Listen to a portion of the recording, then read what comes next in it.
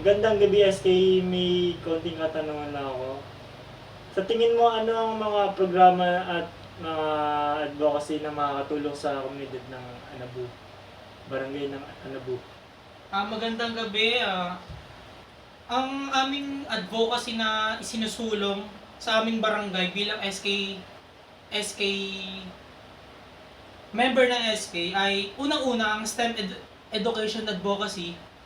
Ito ay para isulong ang mga programa na naglalayong magpalakas ng edukasyon sa larangan ng STEM, which is yung Science, Technology, Engineering, Mathematics na strand sa mga kabataan ng ating barangay. Ang ambag naman nito sa ating barangay, makakatulong ito sa pagpapalawak ng kaalaman ng mga kabataan sa teknolohiya at agam na maaring magresulta sa mas mataas na antas ng kaalaman at kasanayan sa agam sa ating barangay.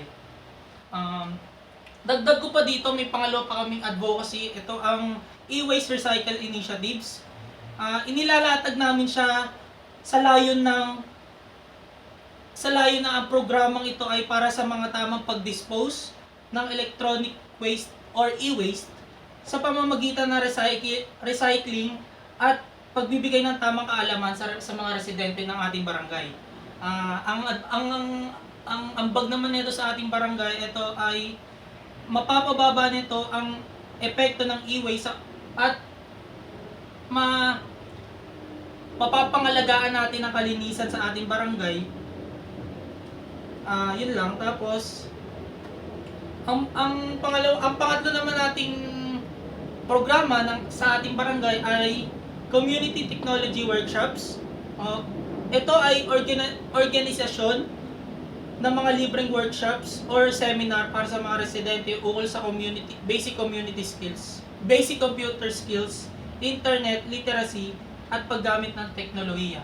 Ang ambag naman ito sa ating barangay, ito ay magbibigay ng oportunidad sa mga residente na mapalawak ang kanilang kaalaman at maging handa sa digital age.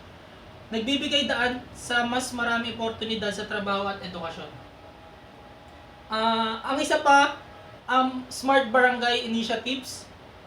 Pagpapatupad naman ito ng mga proyekto sa barangay na gumagamit ng modernong teknolohiya tulad ng smart lighting system, CCTV, para sa seguridad o paggamit ng teknolohiya o pag-manage ng serbisyo ng barangay.